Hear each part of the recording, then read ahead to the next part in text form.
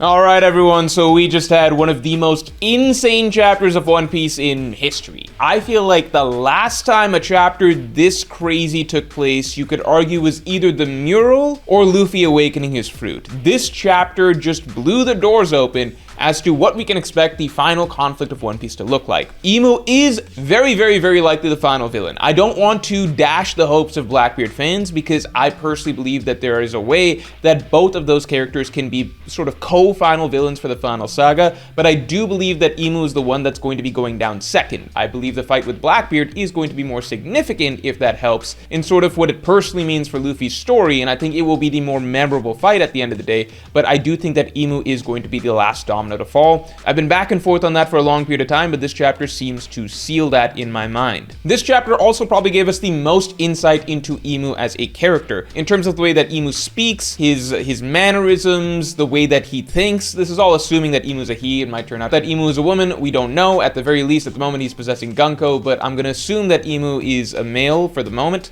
From everything that we've seen of Imu, Imu is kind of written like a sort of classically evil villain, very much like an ancient emperor, a sort of king of evil, emperor of darkness type figure. Imu also seems to have been sipping his own Kool-Aid and seems to genuinely believe that he is God. The way that he speaks is almost as though everything he says is like a religious commandment or something like that. We've never really had a One Piece villain that really carries themselves like that or really has this type of general aura. I know in general a lot of people are going to be speculating, what is Imu's ability? What is Imu? Is Imu the devil himself? Is there a certain devil fruit that Imu ate? I'm going to save all those thoughts for next Tuesday's video, so watch out for that. But I do think that this chapter did potentially seal what Imu's ability most likely is, because I think it's something that's been staring us in the face for a long time throughout One Piece. So definitely watch out for next Tuesday's video for an in-depth explanation of just what it likely was that Oda was building up to this entire time. But first, we have a huge announcement. The end is here. The World of One Piece travel poster collection is finally at its conclusion. And so for the grand finale, we are opening up all the previous islands from the World Tour back for you this month so you can complete your collection, along with the final batch of islands you can get for your walls: Baratie, Arlong Park,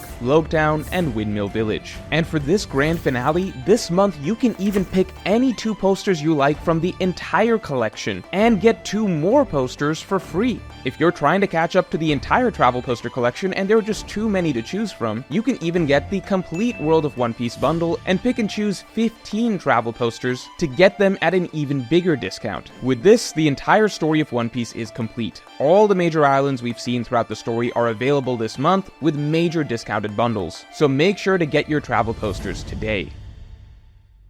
That being said, we can at least look at what Imu's abilities are so far. If we just run down the list of everything that we know Imu can do so far, it seems like Imu can grant people powers, right? So that's the deal that he seems to have made with Dory and Brogy and the Giants of Elbaf, and it likely plays into how Imu made the Gorosei into the demonic forms that they have. I think that there's something similar there. So a contract sort of needs to be made, and then Imu can sort of enact evil in the sense that he can turn someone from light into dark and make them one of his demons. Like if Imu's the devil, then he has his army of demons beneath him. So that is the most rampant use of Imu's ability that we've seen so far. Obviously the Gorosei were the debut of that, and now we see what Imu can do on a large scale just on the fly with the Giants of Elbaf. So basically just with a snap, Imu can create an army that is probably stronger than any other army that we've seen in One Piece. Like, I feel kind of bad that Kaido spent so many years working on that giant gifter army when I feel like that gifter army is probably like 5% as effective as just what Imu created on the fly just now. Not to mention Killingham's monsters, which as we've already seen, they themselves were strong enough to basically conquer Elbaf on their own. So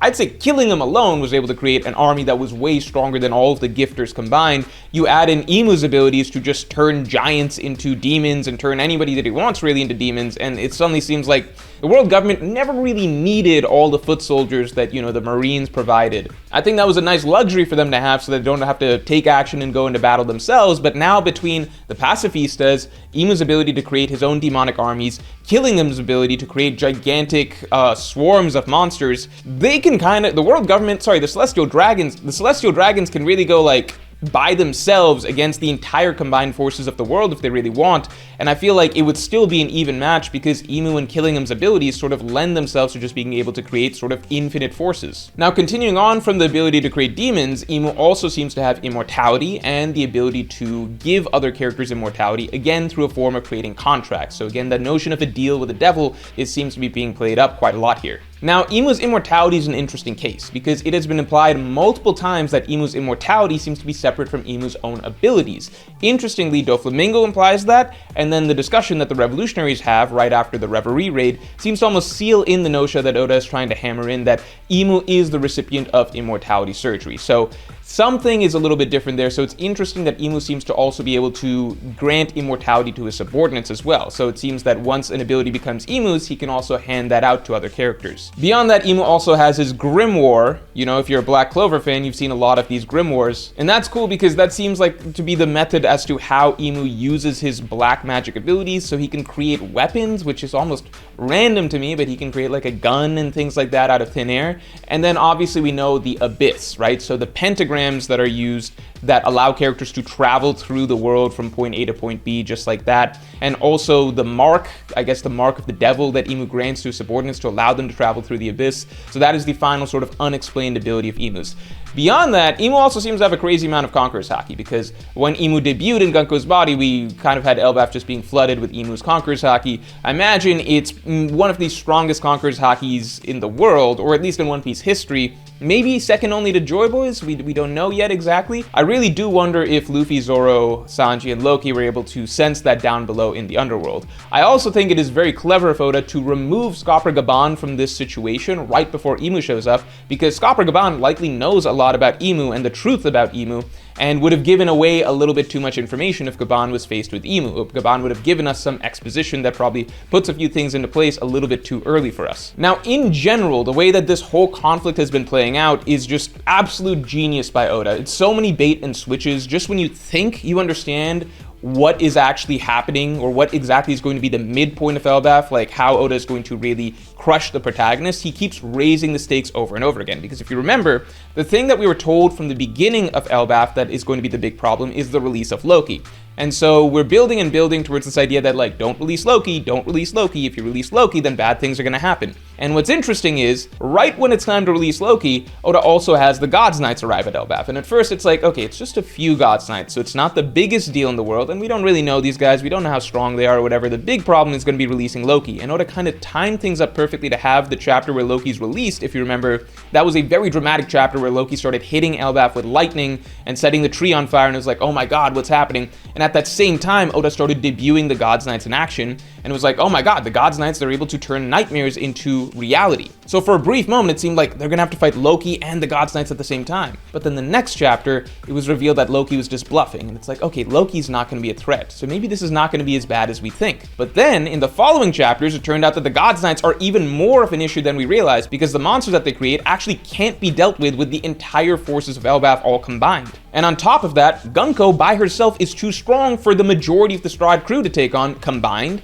and Sommers is an immortal warrior that nobody on the Stride crew outside of likely the Monster Trio can really seem to take on. And the Gods Knights have successfully captured the children, and the Gods Knights are successfully forcing the Giants into an ultimatum to decide if they want to keep their culture or keep their children alive. So all of that is great. The protagonists are under duress, everyone is stressed, everyone is down, great stuff being set up there. Then Oda gives us this fleeting moment of hope with Scopper Gaban coming in like a badass, taking out Sommers, and it seems like maybe things can be resolved, but then in just one fell swoop, Oda's like, no, I'm gonna raise the stakes even higher. Takes Gaban out, and then has Imu himself show up, and suddenly takes a situation that was already probably at like max emergency red doomsday situation for Elbaf, and just cranks it up 10x. Because the crazy thing about all this is that the protagonists were already screwed, right? Everybody was done. Gaban was out of the photo, the Strats were captured, the Elbaf Giants were helpless to Killingham's army already. They had already lost. But then Imu just jumps in and basically makes it so that, and takes a situation that has already ended in defeat for the protagonist in a sense, and just layers it on so many times over that now it's just like, what is even happening here? How can the nation of Elbaf possibly survive this? And I love that Oda did this, because the thing in the back of our heads this entire time, in my opinion, was that, okay, all of this bad stuff is happening, but Luffy, Zoro, and Sanji aren't here, right? Luffy, Zoro, and Sanji aren't here, so no matter what's happening at this point in time, we know that if the big guns were in the situation right now, maybe things would be going a different way. Maybe things would be going in favor of the protagonist. But with what just happened, now it's like, okay, they need Luffy, Zoro, and Sanji to show up right now for them to even have a chance, like a fleeting hope of survival. I genuinely don't know how this situation can be resolved outside of conceding some sort of defeat on the part of the Giants of Elbaf. Something has to give here, because it does not seem like the protagonists are in any situation to mount a real fight or comeback right now. On top of that, there's so many other pieces of this arc that sort of need to be resolved. Like, we need to understand what went on with Loki and his father, and I think we got a big hint just now as to why Loki may have had to actually fight and kill Harold because of what we just saw Imu do to Dorian Brogy. My feeling is that Loki did not actually just kill Harold in cold blood. My feeling is that Loki had to kill his father so that his father did not go on a rampage, and that would also explain why so many other giants died in that battle. So that stuff needs to be uncovered. We likely need to see Loki heal, and then there are other character things that sort of need to play out here, right? Because we still need more details on Frankie and the ancient laboratory. We still need details on Brook's past. So there's just a lot of character stuff that needs to be established here. And it also sounds like Imu does not have a lot of time to stay here and play around because of what's going on in Marijua. So I think overall Oda has set up the perfect scenario to really give the nation of Elbaf a sort of crushing blow, maybe not an absolute defeat, but a crushing blow to their morale, and leave the island in a sort of hurt state, maybe even leaving the Straw Hats reeling a little bit. I would love to see Luffy, Zoro, and Sanji come in the next couple chapters, just so that we can really get that sense of threat from this whole thing that Imu has concocted. Just see the monster trio deal with this and see how difficult it is, hopefully even for them. So I hope to see that take place in the next several chapters, and then hopefully a cutaway to Marijua, because again, Imu has made clear that everything that's happening right now, it's on a timer, it's on a time limit. So we need to see what's going on in Marijua, the exciting stuff taking place over there, and then hopefully we can cut back to Elbaf for a sort of like everybody picking themselves back up, taking care of some character stuff, some plot stuff, all of that, before we can segue back into the Elbaf final battle. I think that was an interesting note that Killingham pointed out for us, that the nightmare holes that he created, he can bring them back at any time. So this scenario, it can all take place all over again in just a snap of a second. So I'm really looking forward to next week's chapter, really hoping Luffy, Zoro, and Sanji show up here. And again, if you want to hear more about Imu's abilities, just wait for next Tuesday's video, because I think I've got a very, very good breakdown. And finally, we have a voice of the people from my top tier at patrons. So Justin Holland said, been hearing this around the internet for some time, but if Luffy and Imu are destined mortal enemies, especially in their powers, what's stopping Luffy from making his own army of willing Nikas? Well, I don't know if Luffy's ability allows him to do that. I also would personally prefer that the Straw Hats are able to fight with their own abilities backing up Luffy, rather than Luffy making an army of Nikas, or, you know, something along those lines. We've already seen Bonnie be able to turn herself into Nika, but I like the idea that Luffy's able to inspire everybody else to become their best version of themselves, rather than Luffy just being able to grant characters powers. But it is an interesting thought. But anything is possible at this point in the story, so we'll have to wait and see. So I'm eagerly looking forward to next chapter, and with that, I will talk to you all next week.